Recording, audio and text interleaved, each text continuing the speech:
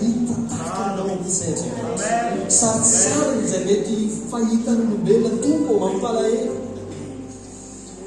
fa ianao no izy anao la izy azayatsay resy lahatra tokoa fa tsy misy toanao.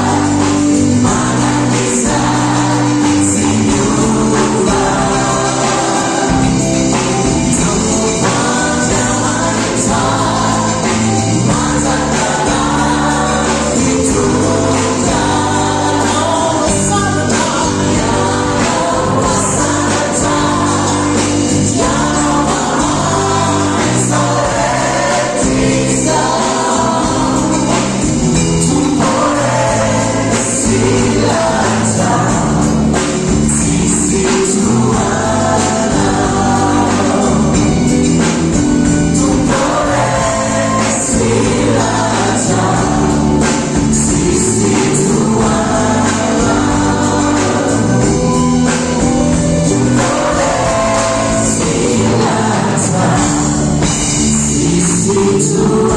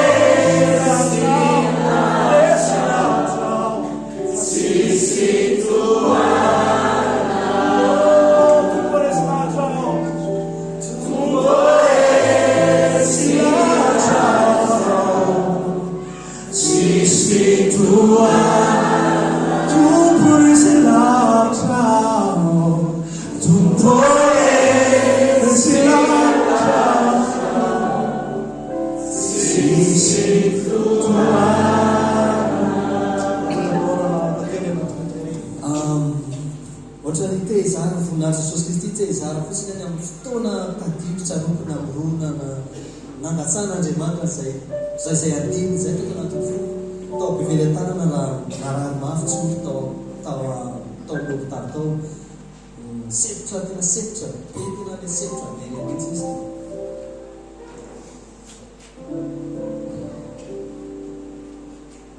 Za no tany ivelany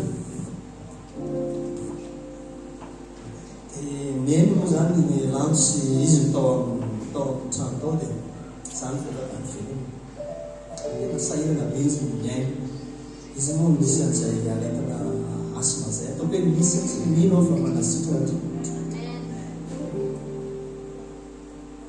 dia io tonga dia tao natoko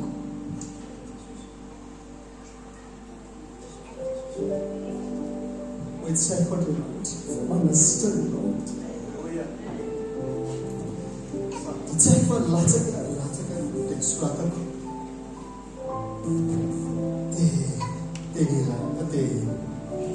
dia lasa mihitsika nihitra tao amin'ny sary dia fa nanomboka zarazara tao amin'ny tratrana dia mahiritra ary tena resahatra fa tsy mizotra azy faharoa ambin'ny folo ka hatramin'ny faha enina amby roapolo. Rehefa ao isika dia ovakina amin'ny anaran'ny Tompo ary amin'izany rahalahy dia ampitrosa isika. Manina hoe isika mafiteny mafimafy mpitrosa isika tsy amin'ny nofo anefa ka ho velona araka ny nofo fa raha velona araka ny nofo ianareo dia tsy maintsy maty fa raha ny falamo amin'nareo ny asany tena dia velona ianareo fa izay tariny fanahin'Andriamanitra no zanak'Andriamanitra fa tsy nandray fanahim-panandevozana ho amin'ny tahotra indray ianareo. Amen. Fa nandray ny zanaka natsangana. Amen. Izay antsointsika hoe aba raio. Ny fanahy dia miara-milaza ny fanahintsika fa zanak'Andriamanitra isika. Amen. Ary raha zanaka dia mpandova eny sary mpandovan'Andriamanitra no mpiray nova amin'ny Kristy koa. Raha miara-miaritra aminy isika mba hiara manam-boninahitra aminy koa. Fataoko fa ny fahoriana amin'izao andro ankehitriny izao dia tsy tokony ho arina amin'ny voninahitra izay aseho amintsika fa izao zavatra rehetra izao dia samy manifatratra ka miandro ny fampisehoana ireo zanak'Andriamanitra. Fa izao zavatra rehetra izao dia nampanekena ho zava-pona nefa tsy noho ny sitrapona fa noho izay nampanaiky azy sady nahazo fanantenana koa fa izao zavatra rehetra izao azy dia ho fitsorana amin'ny fanandevozana dia ny fahalovana ho amin'ny fahafahana izay momba ny voninahitra ireo zanak'Andriamanitra. Fa fantatsika fa izao zavatra rehetra izao dia miara-miseto sy miara-marary toy izay efa hiteraka mandraka ankehitriny. Ary tsy izany ihany fa isika koa na dia manana ny voalohan'ny vokatry ny fanahy azy eny isika aza dia miseto ato anatintsika miandro ny fananganana anaka dia ny fanavotana ny tenantsika. Fa ny fanantenana no namonjenantsika nefa ny fanantenana hita dia tsy mba fanantenana intsony fa hoana no mbola anantenan'ny olona izay efa hitany. Fa raha isika manantena izay tsy mbola hitantsika dia miandry amin'ny faharetana. Ary toy izany koa ny fanahy no mamonjy ny fahalementsika. Amen. Fa raha fantatsika izay vavaka tokony ataontsika fa tsy fantatsika izay vavaka tokony ataontsika fa ny fanahy no mifona amin'ny fitarainana tsy azo tongony. Zany ara tena Andriamanitra ao antsika soratsika ilay izy araka ivavatsika. Andriamanitra raina eo misaotranao izay no ty andro Pentekosta ity androany fankalazana ny fetin'ny santabokatra 5 indray mipalaka santabokatra tao amin'ny fiangonana vaovao natsanganao Jesosy Kristy miorona amin'ny apôstôly sy ny mpaminany miorona ao amin'ny teninao miorona amin'ireo olona izay nandrotsahanao ny fanahinao feno ny fanahy ka mitondra ny finoanay mitondra ilay finoana kristianina nanerana zao tontolo zao ary zay aty zay isan'izay tilisa nosy aty alavitra aty ara dia tena hoe nandray ny fanomezana ihany keo dia mifanay masina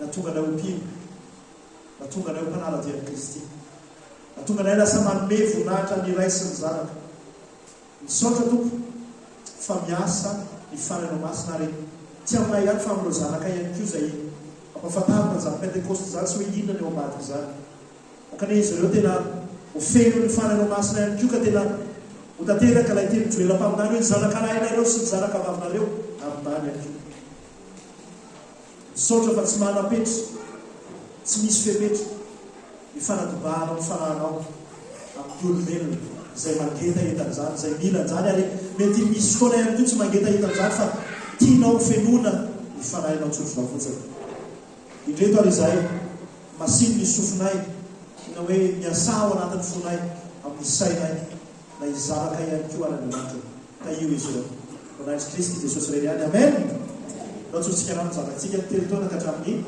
20 taona dia zaka koa te hisaotra an'Andriamanitra satria tamin'ny herinandro iny no misy enfin lehilahy manolo tena mpianatra amin'ireo zanakitsika zay ataoko hoe préado dia ataontsika itetananao an'Andriamanitra fa mamatsy ny fiangonana izy fantakareo hoe fa maninontsika no tetananao maninontsika no tetanana teo satria mamatsy ny fiangonana izy satsa manome olona izy ampiasany dia fa atao an'izay rahalahy zay misaotra mibetsaka anao zay rahalahy amin'ny fahafoizanao tena ho an'ireo zanakay zanatsika eny ary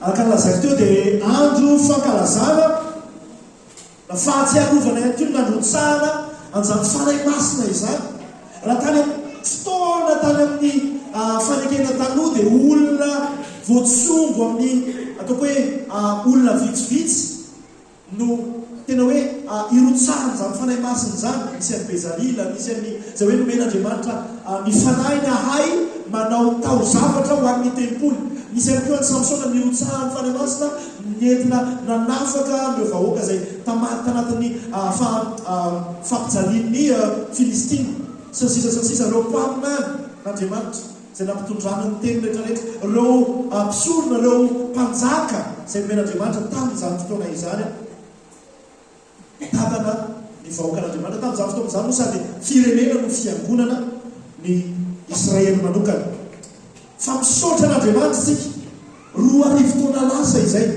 ary mety tena hoe 2 taona lasa ketsy izy dia tena mikatroka tanteraka mihitsy hoe tsy nataon'Andriamanitra ho an'olombitsy intsony fa tena no demokratise na hoe natao malalaka ny fanomezana ny fanahy masin'Andriamanitra ary ny famenoana ny fanahy masin'Andriamanitra io nankalazy sika tamin'ny volana desambra ny 5 volana desambra ny lay ny dinany n'Andriamanitra zanaka ho isan'ny olona tahaka atsika ary fantatsika fa io zanaka io rehefa nandeha rehefa tody tamin'ny fetrany fotoana zay efa napetraka ny ray ho azy eto amin'ity zao tontolo izao ity dia nilaza izy hoe tsy mahatsara anareo izy ny fipetrahako eto satria raha eto ako dia voafetra amin'ny fotoana sy toerana anankiray fotsiny marina fa mahalala ny zavatra rehetra foana izy fa rehefa miaraka amin'ny mpianatra izy dia miaraka amin'ny mpianatra mazava ho azy satria miaraka amin'ny olona hafa ankoatr'izay dia raha ohatra ka tety foana Jesosy mandrakity ny androany dia mety tsy haiko ohatrany ahoana ny mety fiasa fa tao anatin'ny fahendren'Andriamanitra telo zay iray tsy takatry ny saina dia ozy izy Jesosy hoe mahatsara anareo ny fiako ozy izy satria amin'izay fotoana izay dia ho avy ilay fanahy avy amin'ny ray sy ny zanaka ho avy ilay fanahy masina dia tamin'io vanim-potoana ny pentekoste zay resahana ny fanomboana la hoe vanim-potoana ny satabokatra ny fiakaram-bokatra zay fankalazana tao amin'ny taranaka Israely nanomboka tany amin'ny vanim-potoana ny testamenta taloha ary mbola nitoy izany tamin'ny andron'i Jesosy dia tamin'io pentekoste io tsy anareo tsy misy kisendrasendra ao amin'Andriamanitra fa teno tiano Maria io vanim-potoana anankiray io hoe amty ihany koa izy santabokatra ho an'ny fanjakan'Andriamanitra dia fantatsika tsara tantara ao amin'ny asan'ny apôstôly toko faharoa hoe rehefa nitoro teny Petera nanambara ny filazantsara tamin'ny olona dia voatsindro ny tany anatin'ny tsirairay avy. Ary zany zavatra angatahako eo anatreh'Andriamanitra foana hoe rehefa toriana tahaka an'izao ny ten'Andriamanitra dia hiasa ny fanahy masin'Andriamanitra dia voatsindro ampo ny tsirairay avy. Ka ilaza hoe hiala teto amin'ity toerana izay misy anaty avy fa ho amin'ny toerana tsara kokoa, ho amin'ny toerana manome voninahitra n'Andriamanitra bebe kokoa. Dia rehefa nitory ny ten'Andriamanitra i Petera nitory ny filazantsara dia namaly ny olona hoe inona ny tokony ataonay rahalahy. Dia izy Petera hoe raha izy Jesosy dia meteza ianareo atao batisa. Dia 10,000 ny olona nanaiky an'Andriamanitra tamin'izany fotoan'izany. Dia ankalazantsika androany miaraka amin'ny fiangonana maneran-tany izany nandatsara ny fanahy masin'Andriamanitra izany. 10,000 mosa 3,000 lasolao ato kely atao amin'ny vetifety fa mba tsy tenitenenany foana fa lasa 10,000 foana no mahazatra. Vetifety ka fotsiny.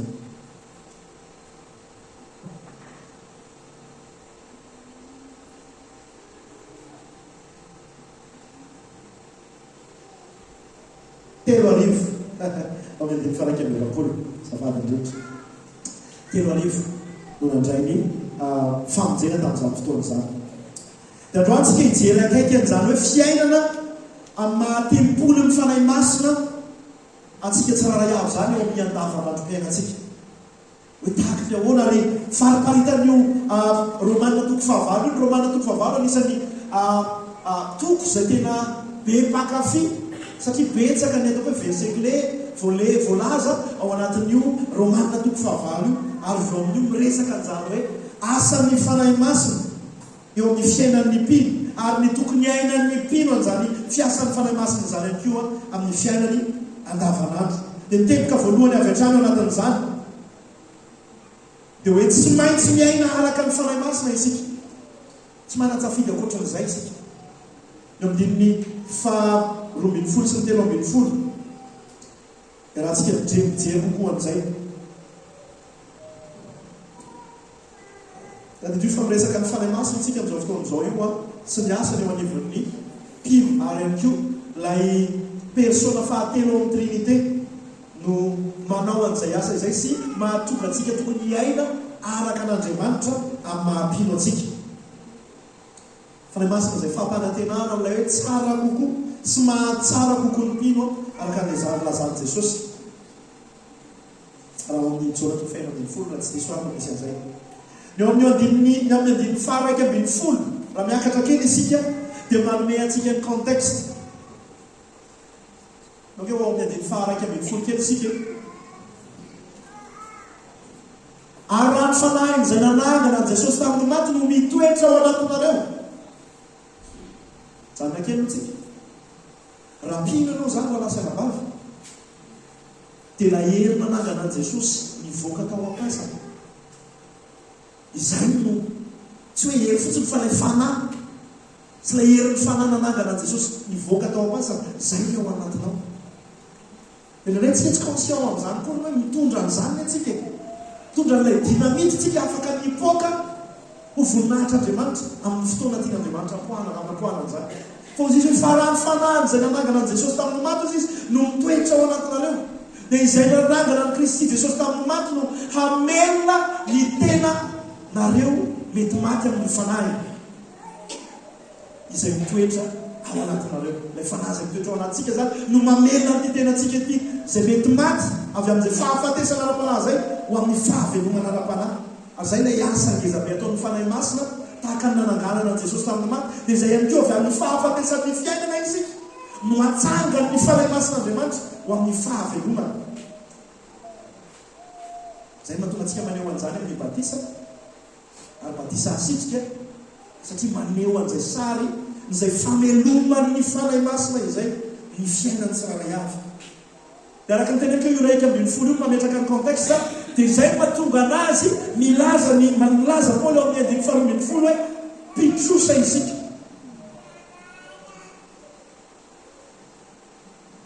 ary amin'izany rahalahy dia mpitrosa isika.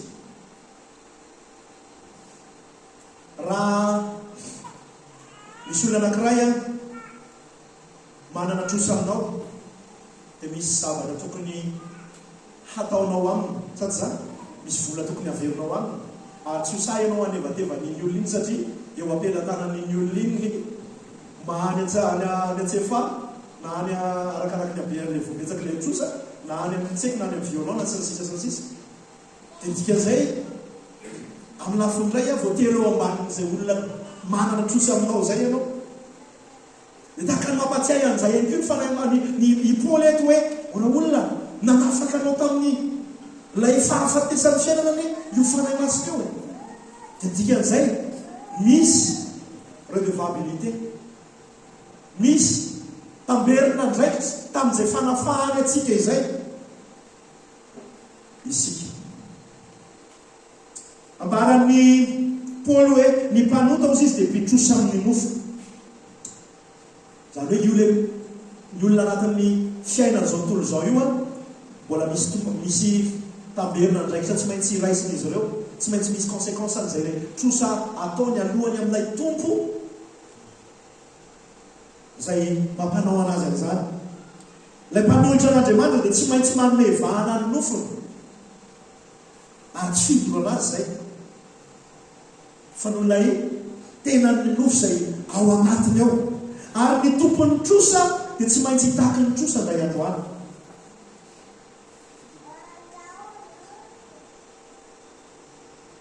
Ary fahafatesana mitambana izay trosa izay raha ao amin'izao tontolo izao, raha mitrosa amin'ny nofo isika. Dia ozy izy ny fanahy masin'Andriamanitra antsika tsiraray avy androany hoe tsy ny nofo mitondra fahafatesana no mbola atokony ampanjakantsika eo amin'ny fiainantsika raha lasaina vavy, fa misy azy tamberina ndraikitra ny amin'izay nanafahany ny fanahy masina antsika izay, nameloma ny fanahy masina antsika izay. Ary raha tsy vonoantsika ny fahotana dia ny fahotana no hamonantsika. Mety amin'izao fotoana izao, amin'izao ora sy fotoana iainantsika izao, fotoana iainantsika izao fa mety ndray androany anatrehan'Andriamanitra ihany koa ny fahotana iny ihany. Raha olona tsy mandray an'i Jesosy Kristy ho tompo sy mpamonjy fiainana, ino no hamono azy? Ny fanekenan'ny fanahy zany, ilay fanahy masina mandresy lahatra antsika any amin'ny conscience antsika any.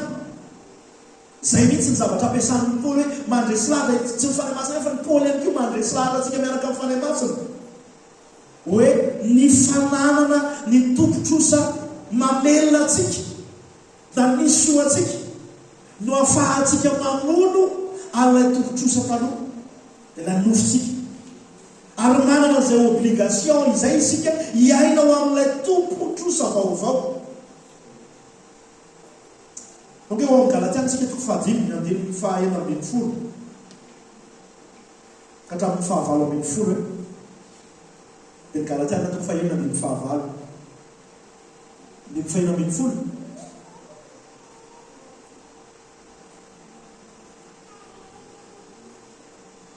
Fa hoy izao, mandehana araka ny fanahy dia tsy ahatanteraka ny filamin'ny nofo ianareo mavito ambin'ny folo, fa ny nofo manohitra ny fanahy ary ny fanahy manohitra ny nofo ary ny fanohitra izy roa mba tsy ahazoanareo manao izay zavatra tianareo. Fahavalo ambin'ny folo. Fa raha tarihin'ny fanahy ianareo dia tsy ambany lalàna, io lalàna io dia fanadrifian'ny Paoly amin'ny fiainana araka ny nofo ihany koa, satria raha manaraka na mieritreritra ianao hoe vonjena avy amin'ny lalàna dia eritreritry ny nofo irery any zany. Dia entan'ny Paoly tsika hanana an'izay conscience izay hoe ndao manana obligation amin'ilay olona tompo-trosa amintsika isika, ilay nanafaka antsika tamin'ny fahotana. Ohatray ihany koa ny toko fahaenina Galatiana toko fahaenina dia fahavalo dia milaza amintsika amin'izany hoe tsy tokony hamelona ny nofontsika isika fa ny fanahy izay mitondra fiainana eo amin'ny fiainantsika. Fa izay mamafy amin'ny nofo izy dia hijinja fahasimbana avy amin'ny nofo, ary izay mamafy amin'ny fanahy dia hijinja fiainana mandrakizay avy amin'izany fanahy izany ihany. Dia mbola afaka jerentsika ihany koa ny Korintiana voalohany toko fahaenina andiny fahasivy ambin'ny folo ka hatramin'ny fahavalo ambin'ny folo, fa tsy manana fotoana ao amin'izay tsika amin'izao. Dia raha mitohy antsika avy amin'ny texte izay niarahantsika namaky teo io dia amin'ny andininy manaraka ny andinin'ny faha 420 dia ro singa hamantarana izany hoe miaina araka ny fanahy izany. Ny singa hamantarana zany hoe tahaka ny ahoana maro moa zany zany hoe olona miaina araka ny fanahy ve zany sa tsy. Dia anisan'ny zavatra resahan'ny Paoly ao amin'ny Romana 12 dia le hoe manaiky ny fitariana miaino azy. Izay tarihin'ny fanahy masina fanahin'Andriamanitra ozy izy no zanak'Andriamanitra. Ahoana ny analako ny fitariana? Mazava ho azy, mianatra ako miaino ny feoany, mianatra ako mahalala ny fahamarinana. Ary tadidio fa ny zavatra resahan'ny Paoly eto aho, ilay hoe miaino ny fitarian'ny fanahy masina, manaiky ny fitarian'ny fanahy masina, dia ilay fitariana ho amin'ny fahamarinana rehetra. Mario kely zay, fitariana ho amin'ny fahamarinana rehetra. Matetika io teksta io ampiasantsika amin'ilay hoe mila miaino fitarian'ny fanahy masina isika amin'ny zavatra décision tokony ho raisika sy ny ohatr'izany sisa. Oui, tena ilatsika zany amin'ny ampino atsika.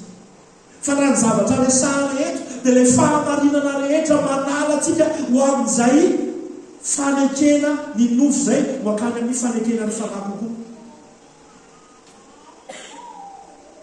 Ny fahamarinana manafaka atsika tsy ho andevon'ny nofontsika.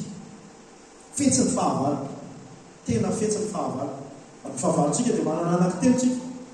Matetika atototsika amin'ilay anankiray fotsiny ilay fahavalo, isaky ny mieritreritsika hoe fahavalo. Fa manantsika ny nofontsika izay tena miady amin'ny nofontsika io isika. Manana isika ny izao tontolo izao, izay manana ny fomba fisainana manokana, samy hafa ny fomba fisainana araka an'Andriamanitra. Manana isika fatelo ny devoly, izay fahavalo efa resy. Alleloia! Fa nefa mierina tahaka ny liona mitady izay arapana. Fetsy ny fahavalo ary izao ataony rekitra amin'ny fiainana ianao. Ataony tena tsy mahatraka mihitsy ianao tsy halananao fotoana ianonao ny fitarian'ny fanahy masina. Ilay voaresaka miresahako teo hoe ho amin'ny fahamarinana rehetra. Ary matetika ihany koa isika titeny venakely amin'ilay miresahako teo ary hoe fitariana ho amin'ny marina rehetra dia raha isika hoe fitariana amin'izay zavatra mety ilantsika fitariana izay araka ny resahako teo tokony ataontsika tsara zany. Kanefa tsy araka ity texte ity no anakinantsika amin'izay filantsika fitarian'ny fanahy masina izay. Resahana zany tsy ilay hoe fitariana ny amin'ny safidy ho amin'ny fiainana hoe ho aiza ianao nipetraka na iza no vadianao na ho aiza ianao niasa sy ny sisa sy ny sisa. Fa ilay marina ilay fahamarinana manampy antsika hiaditsika amin'ny fahotana, hiaditsika amin'ny nofontsika. Mbola verika an'izay. Ary rehefa takatritsika ny marina rehetra raha tena izy, rehefa fantatsika ny marina rehetra hoe tsika miady amin'izay filan'ny nofontsika sy ny zavatra mety hoe hitongy lanantsika makany amin'izay hoe fanirin'ny nofo izay fotsiny dia mivao azy ilay ady hevitra ny anatin'ny saintsika ny amin'ilay hoe ilantsika fitariana amin'ny fanahy masina amin'ny fanapahan-kevitra samihafa tokony ho raisitsika. Satria tsika matetika ozy isika hoe mila ny fitarian'ny fanahy masina isika. Dia nefa ny nofontsika ihany koa miady ao anatin'izay tsy haintsika ny mampangina ny nofontsika fa indraindray ilay fanirin'ny nofontsika no tadiavintsika ho lasa fitarian'ny fanahy masina. Azontsika ve ilay zavatra resaka? Mody hoe zavatra noble be hoe mila ny fitarianao fanahy masina.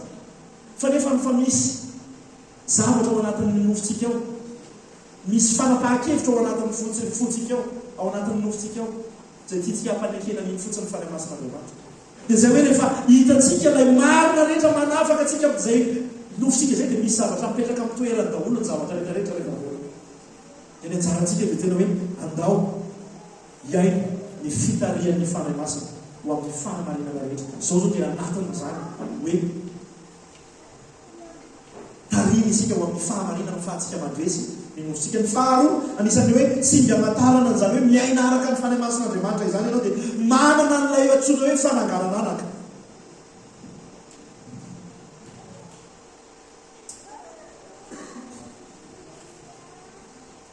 Ozy izy ny ten'Andriamanitra hoe ny fanahy mitoetra ao anatintsika ozy izy no ahafahantsika miantso an'Andriamanitra hoe aba ray eo. Mbola mbola rena tiako fantatsika sy hoalalintsika no akafizintsika bebe kokoa zany hoe manana n'Andriamanitra ho rainao ianao. Ny jiosy tamin'izany fotoana izany dia ohatra hoe choqué mihitsy hoe inona koa zany zavatra resahan Jesosy resahan'reto mpianatra reto hoe haba ray. Ary Jesosy rehefa nampianatra amin'ny mpianany hoe hivavaka dia hoe rainay, satria ho andry zareo Andriamanitra dia hoe Andriamanitra. Any amin'ny izay misy anazy any, any amin'ny toerana misy anazy any dia aleo tsy anatoantonana fa manana fanalalana anay zay dia i Abrahama rainay ao izy Jesosy hoe aza miteny amin'ny tenanareo nareo hoe manana ny Abrahama ho rainay izay ozy izy. Satria zay tokoa ny fomba fisainana Jiosy hoe i Abrahama no eritreretiny tena hoe ray. Fa tety mampiditra concept vaovao Andriamanitra tamin'ny alalan'i Jesosy Kristy hoe ary ny fanahy masina ihany koa manampy anatin'izany la hoe isika afaka niantso an'Andriamanitra ray ho haba ray. Mety tsy manana ray intsony ianao amin'izao vola sy fotoana iresantsika zao na manana ray ianao fa fantatra hoe tsy manana fifandraisana aminao. Dia tsy tokony hatsara ny tenanao ho kamboty ianao raha ao amin'ny Kristy Jesosy. Eny mety malahelo ny tenanao indraindray mahatsiaro manembona amin'ilay ray domen'Andriamanitra anao teto ambony tany, fa tadidio fa manana ray tonga lafatra ianao, tsara lavitra. Dia Andriamanitra ray zany. Raha ohatra koa izy ianao ilay raiko ilay teto ambony tany mbola tsara lavitra no Andriamanitra dia sampinao ilay rainao zay. Fa te hilaza amintsika hoe manana ray isika tonga lafatra ary azontsika antsoina hoe haba ray. Tahaka ny affection maneho ny affection atsika ao anatintsika ao wakany amin'Andriamanitra zay hoe fiantsoina hoe haba ray eo.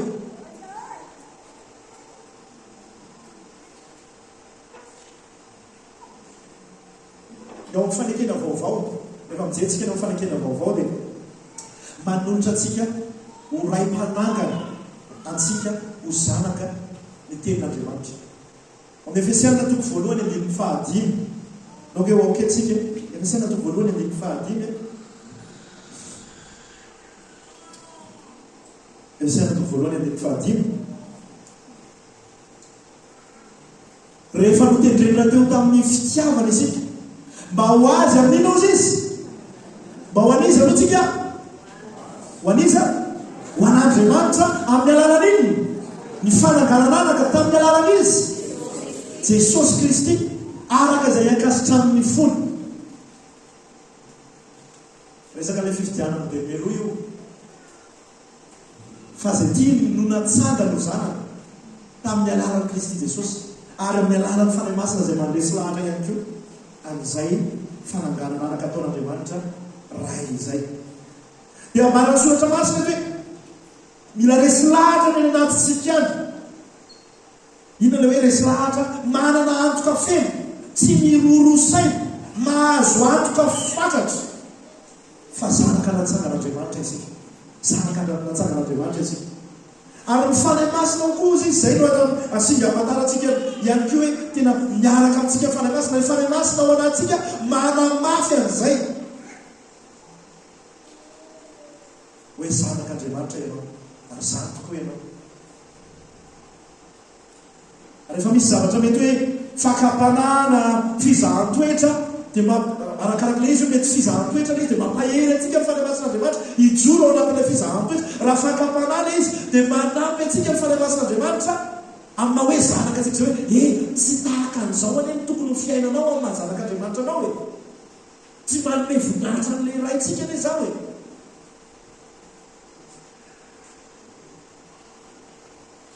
Ary mety manome antoka antsika ihany koa indraindray hoe zay mihitsy ny mahazanak'Andriamanitra anao mahatonga anao manao an'izao zavatra tsara izao. Zay mahatonga ny fanahy masina atsolo ny soratra masina hoe tombo kase ho antsika. Io no ahafantarana hoe tena zanak'Andriamanitra isika. Ny alalan'ny fananantsika ny fanahy masina. Ona ny ahafantaranao fa mbola tsy manana ny fanahy masin'Andriamanitra ianao, tsy misy miresaka aminao na dia misy tsy mety ary ataonao afa ilay hoe conscience fotsiny. Satria manana an'izay conscience izay ny olombelona tsiraray avy, fantatry ny olona rehetrarehetra hoe tsy mety ny mamono olona. Fa mihoatra an'izay ilay izy, raha hoe mahafantatra ny sitrapon'Andriamanitra dia miresaka aminao, mandresy lahatra anao ho any amin'ny fanomezam-boninahitra an'Andriamanitra bebe kokoa eo amin'ny fiainanao. Izay fanahy masina izay, izay ilay asan'ilay tombo kase eo amin'ny fiainantsika ary andavanandro mihitsy, amin'ny fiainantsika andavanandro no iasany tahaka an'izany. amin'ny mahazanaka izay mbola ao tsara daholo atsika manao fahafantarana kely mbola ao episode to izay mahazanaka izay a dia andraikitra voalohany indrindra ino hoe voalohany indrindra fa zo sy toerana ihany koa zay le mahazanak'Andriamanitra izay miaraka amin'izany zanak'Andriamanitra izany. Olo koa azy tsy misy nantenainy ianao very tany amin'ny fahotanao fanoelanao an'Andriamanitra tany no lasa ahoana ny antson'ny romanina azy ny antsony Paoly azy ao amin'ny romanina mpiray lova amin'ny Kristy mpandova an'Andriamanitra ray no zay fanangalananaka natao zay. Zany eny ny zonao, zany hoe ny toeranao fa ihany koa miaraka amin'izay andraikitsao. Dia matetika itsika te hitokizina amin'ilay fotsiny amina hoe zo sy toerana fa adinitsika le andraikitra le andraikitra ny mahazanaka natsanganatsika za zanak'Andriamanitra dikan'izany a tokony hanana zao aho nefa le zanak'Andriamanitra rehefa mijerentsika ilay amin'ilay resahan'ny soratra masina dia mahazanaka dia reny le voalaza ilay toerana zay efa nametrahan'Andriamanitra antsika ao amin'ny Efesiana toko voalohany ohatra. Dia antsika ilay fitahiana antonony fotsiny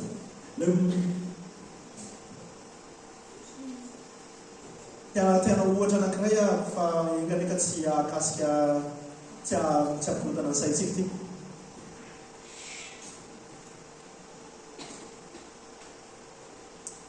Fa raha ohatra ka zanaka aloha tokony ataoko supposition izy fa tsy ataoko tsy aka ohatra amina zava-misy ary.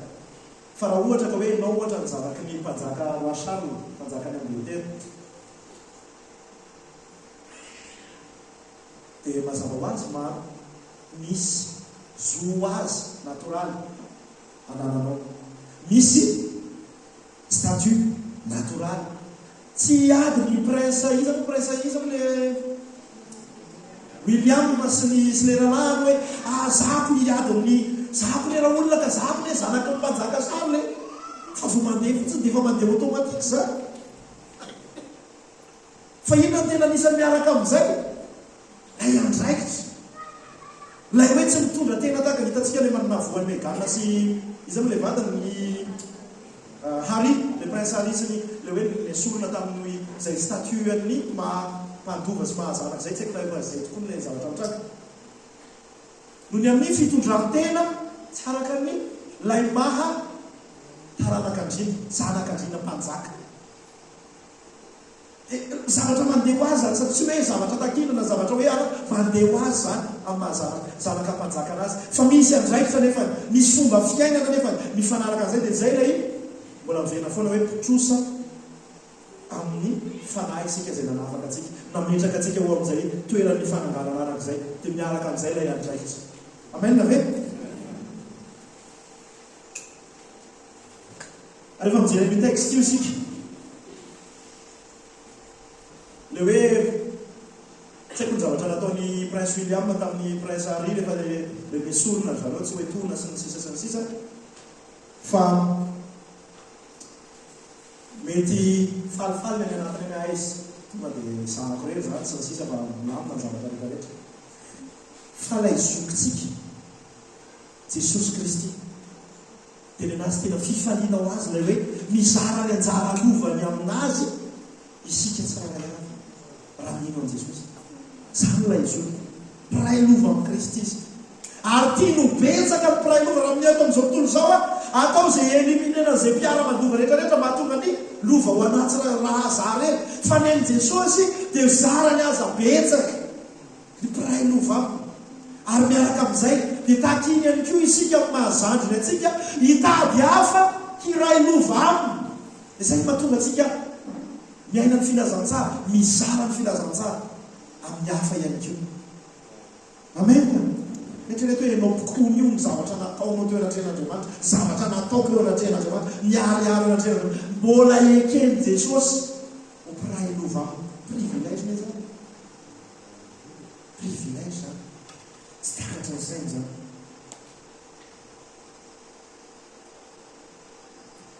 Efa nambo antsika zanak'Andriamanitra efa zanaka amin'izao fotoana izao ny ahatonga ny hafa alalan'izay antsony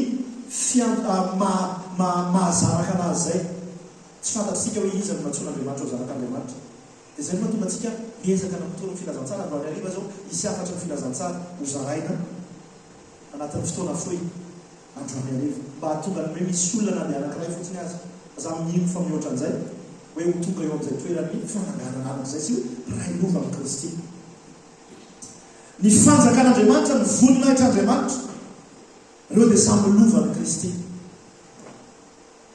ary natsoina hiara manjaka aminazy ny mpieno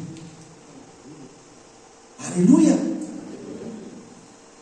fa izao misy fepetra nefa zay fandovana miaraka amin'ny Kristy zay misy fepetra dia miaraka amin'ilay niteneniko teo hoe lezozy toerana foana no mahamaikamaiky ny olombelona fa misy andraikitra dia ina ilay andraikitra miara-miaritramina raha miara-miaritramina izy amin'ny fafito ambin'ny folo ny azafady erika raha azo vao alefa kely miara-miaritra amin'ny Kristy isika zany hoe misy fiaretana zany ao anatin'ity tantara mahazanak'andriamanitra ity fa tsy hoe mandresy laizalaiza lay amin'ny eritreretintsika hoe mandresy fa hoe mandresy kotra fa andriamanitra no mandresy ary raha zanaka dia mpandova eny sady mpandova an'andriamanitra no mpiray lova amin'ny Kristy koa raha miara-mitentsika miara-miaritra aminy tsika dia mba hiara-manam-boninahitra aminy koa vonina miara-miaritra aminy vesika vonina miara-miaritra aminy ve ianao raha lasaina bava vonina miara-miaritra aminy ve ianao fitojo teboka fahatelo anamarantsika azy dia ny fiainana araka ny fanahy no ahatakaratsika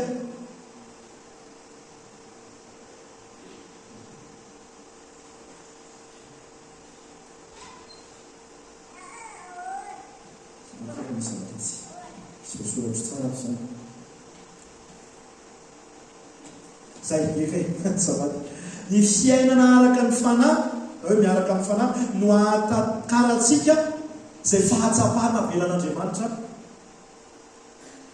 mandalo eo amintsika miatra amintsika sy azakatsika n'izany any keo zay ma tena hoe crucial le hoe hiaina araka ny fanahy bebe kokoa hatrantsika anatin'ny azakazaka ataontsika eo anatrehan'andriamanitra satria tsapatsika takatritsika bebe kokoa hoe inona ka ny mety tian'andriamanitra atongavana ndraindray mety tsy ho azotsika mihitsy fa ndraindray ary matetika ihany koa avelan'andriamanitra mitsara mitranga ny fitsapana ary ataon'andriamanitra mahatakatra ny tanjona tiany atongavana ao anatin'ny zany fitsapana izany isika ihany koa afahantsika miendure mandeha ao anatin'izany fitsapana maro samihafa izany amin'ny fahavalo ambin'ny folo dia tena misy fampanantenana ho asoanao mareta fa miandro eo ambadika ao ny voninahitra amen miandro eo ambadika ao ny voninahitra fa ataoko fa ny fahoriana amin'izao andro ankehitriny izao dia tsy tokony ho ara amin'ny voninahitra izay aseho amintsika maharary tena maharary mahamay tena hoe turmoil ny fiantson'ny anglisy anazy tena hoe mahamay tena ozy izy ianao hoe fa maninona no atao amin'izao e marary tanteraka mihitsy fa ozy izy ny tompo hoe maharety fa miandro ambadika ao ny voninahitra ary fantatr'andriamanitra fa mora-kivy isika fantatr'andriamanitra fa mora-ketraka sy reraka isika ary mety eo anatin'ny faharirana sy fahaketrahana mihitsy ianao amin'izao fotoana izao mora sy divitra ny zava-misy isika dia omeny an'ilay fampanantenana omeny an'ilay fampilendaledana amin'ny lafiny iray ataoko hoe motivation meny motivation isika hoe hiray lova amin'ny Kristy raha miaramiaritra aminy fa ihany koa ilay voninahitran'andriamanitra ao ambadika ao ho asehon'andriamanitra mety ho hitantsika eto zany fa aza manaratsika atsika eto fa ho tonga ny fotoana antsointsika hoe glorification fanomezam-boninahitra dia amin'izay fotoana izay izy samy-boninahitra ho an'ny mpandova omena noho izay fiaraha-miaritra naharetana zay karazana seza maro samihafa. Araka ny teneniko teo,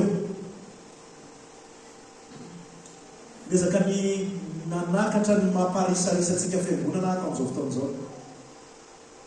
Efa manina no misy an'izay fangatsiahana zay eo anivontsika.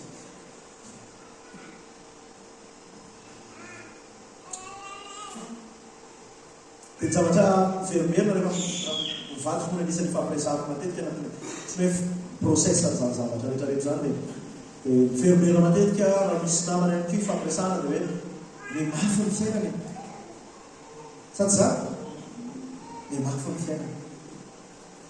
Dia tsika hoe mieritreritra hoe ny fahamafisan'ny fiainana no justifie ny fangatsiahantsika eo anatrehana Andriamanitra.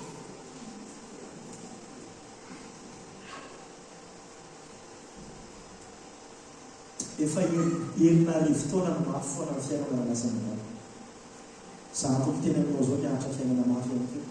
Mety amin'ny degré samy hafa tsika. Fa miahatra zay amafy ny fiainana zay. Miafy zay miahatra zay zavatra mety mahakivy anatin'ny asa fanompoana, miahatra zay mety fanenjehana, mety zay mety tsy haiko karazana zavatra maro samy hafa.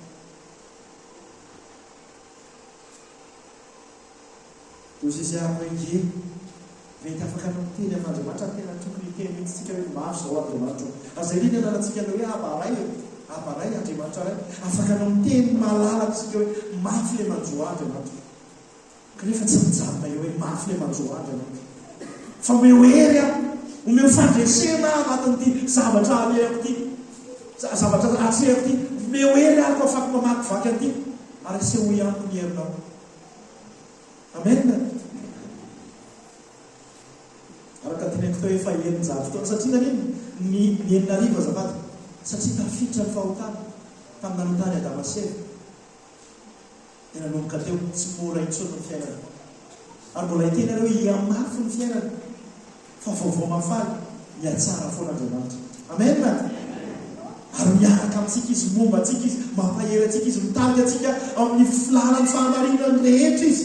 Afahantsika mijoro anatin'izany rehetrarehetra izany. Ia mandreraka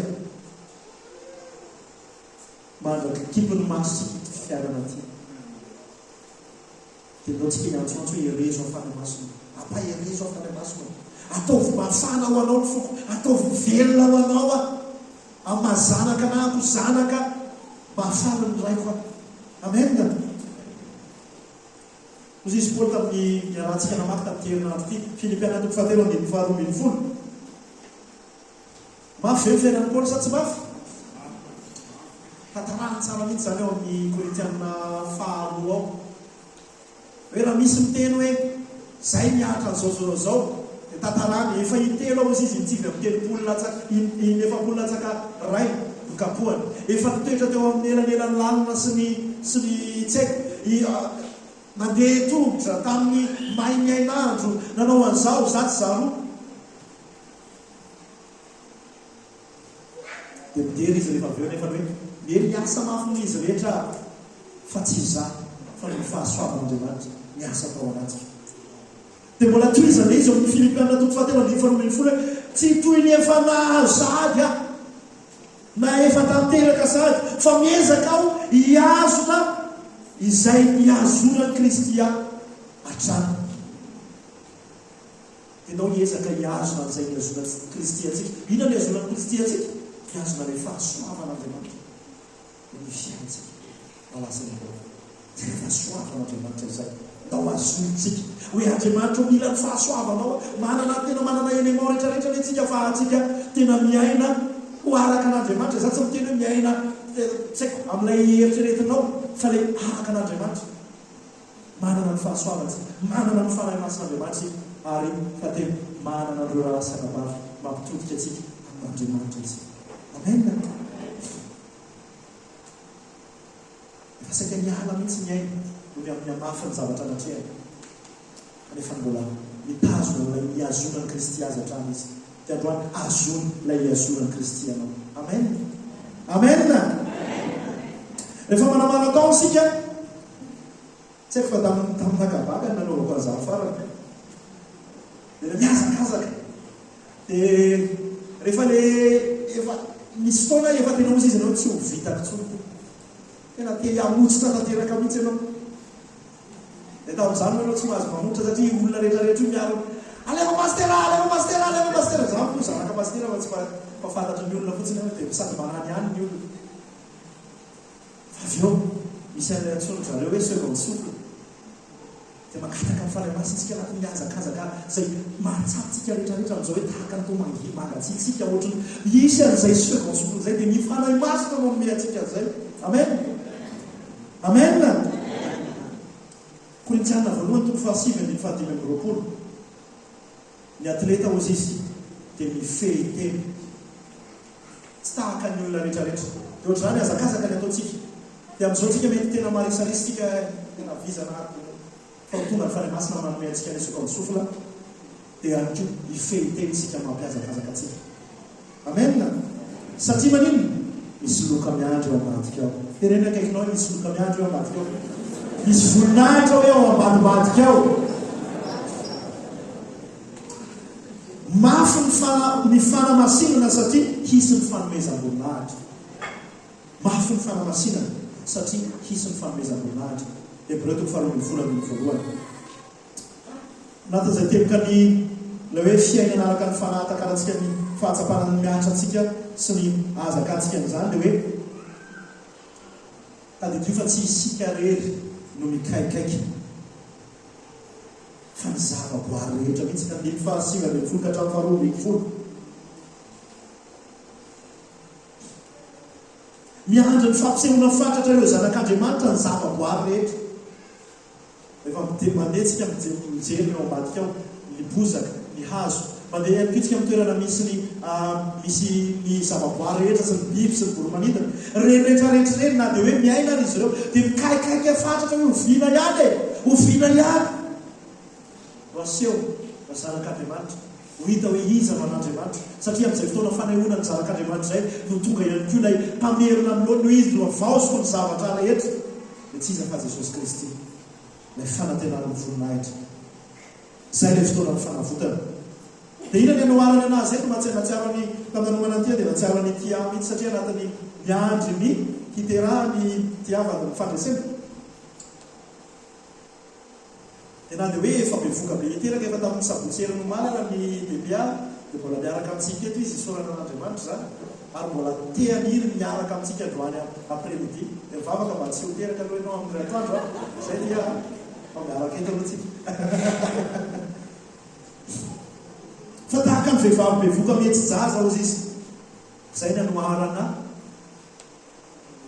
an'izao tontolo rehetrarehetra hitantsika izao na dia ohatry hoe mahafinaritra ny ahitantsika azy tsy haiko nareo aloha fa zahako ny tamin'ny nahita ny vadiko ny anjaza vao tsomo mafy be mihitsy ako tamin'ny haiko tasomo ny mafy be mihitsy maharary le mety jaza na dia tsy zara maharary fa mahita le vadiko a dia ozy eo ake na enjany zao zavatra mahazo anao zao vadiko fa dia mahereza fa misy voninahitra miandro ao amin'andro ao vadiko ao dia ho adiny ty zavatra rehetrarehetra dia tahaka an'izay ne maharary zavatra iainantsika eo fa misy voninahitra miandro dia ho azotsika ilay fampanantenana tahaka ny vehivavy bevoka misy ny fampanantenanany amin'ny lay hita maso hoe izazanteraka dia ohatr'izay ihany koa isika misy miandro ao ambadibadika ao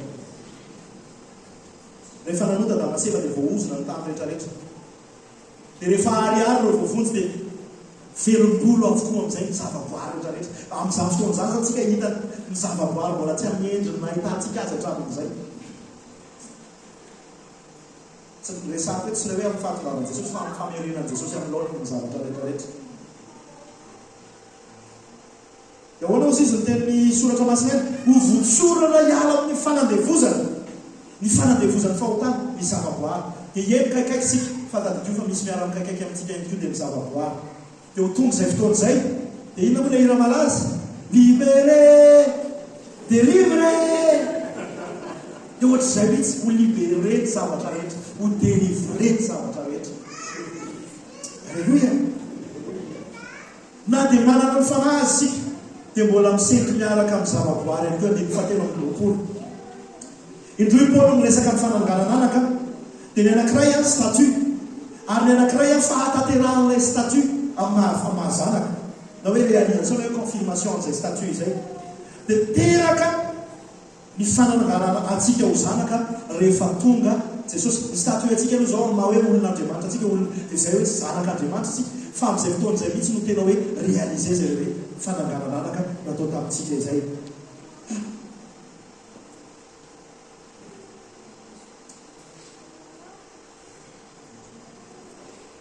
Teo anatin'izay rehetrarehetra izay nefa nandiany fahefatra amby roapolo ka hatramin'ny fahadimy amby roapolo dia miteny amintsika hoe velomy ny fanantenana. Veloma ny fanantenana.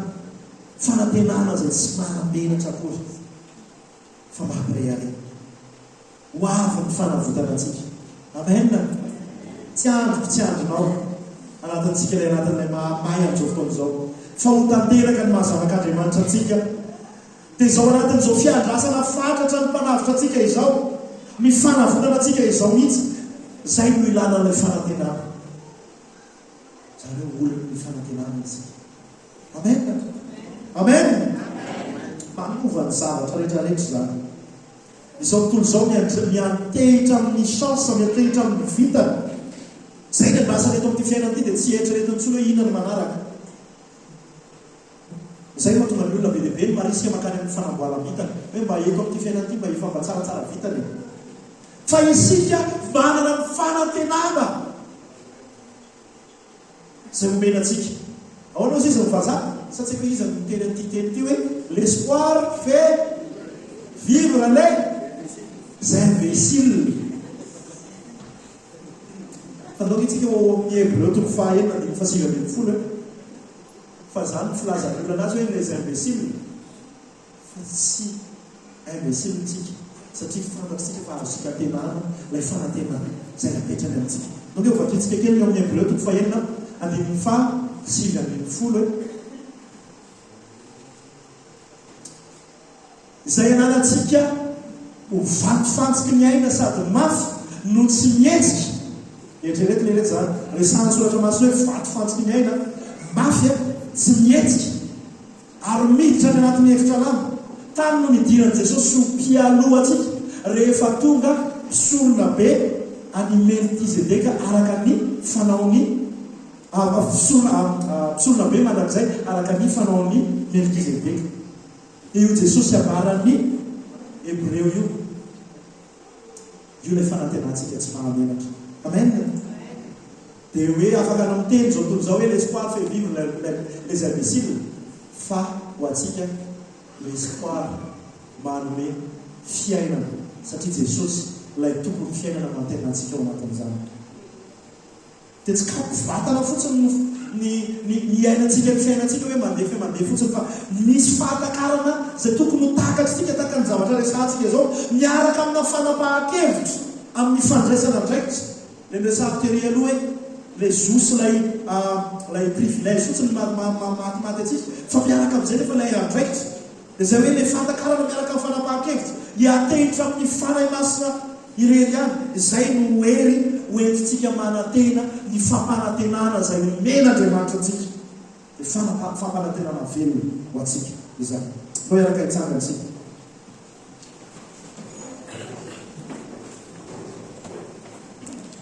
Amin'ny andin'ny fahaenina amby roapolo dia milaza ny avantage tombony ananan'ny miaina miaraka amin'ny fanahy masina. Fa dia tanisa kely anisan'ny zavatra arepana tokony mananantsika raha manana ny fanahy masin'Andriamanitra isika. Fitarianantsika ao amin'ny fahamarinana resahana teo mandray ny fanamafisana amin'ny mahazanaka. Antoka ananana ao amin'ny famonjena Romana toko fahavalo ambin'ny fahaenina ambin'ny folo. Ananantsika fifandraisana amin'ny ray sy ny zanaka Jaona toko fahaefatra ambin'ny folo andin'ny fahaenina ambin'ny folo. Ananantsika fampaherezana sy fiadanana Filipiana toko fahaefatra andin'ny fahafito sy ny Romana toko fahavalo andin'ny fahaenina. Mampianatra antsika io fanahy io Jaona toko fahaefatra ambin'ny folo andin'ny fahaenina amby roapolo. Ananantsika fantakarana ny tenin'Andriamanitra Korintiana voalohany toko faharoa andin'ny fahafolo ka hatramin'ny faharoa ambin'ny folo.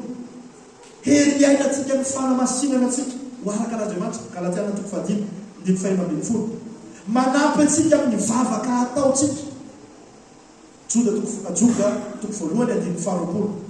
Hery ijoloantsika ho vavolombelona ny filazana tsara. Asan'ny apôstôly toko voalohany andin'ny fahavalo.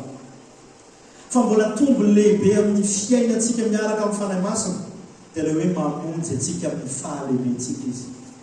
Hay akoa ro ahita tena resaka marina le zany mamonjy antsika amin'ny fahalemena antsika izy kaila assurance omen'andriamanitra antsika rehefa isika vizana rehefa isika malemy anatin'ny fiandrasana misy nipino mivavaka ao antsika sorana ny tombo zany ten'andriamanitra aminazy hoe mifampivavah mba herenareo fahatsarony fa mifona ao antsika eo anatrehan'ny ray ny zanaka ary ihany ko ny fanahy ihany ko dia manao an'izano antsika mifona ao antsika eo anatrehan'ny ray amin'ny fitarainana tsy azo tononona ozy izy ny soratra masina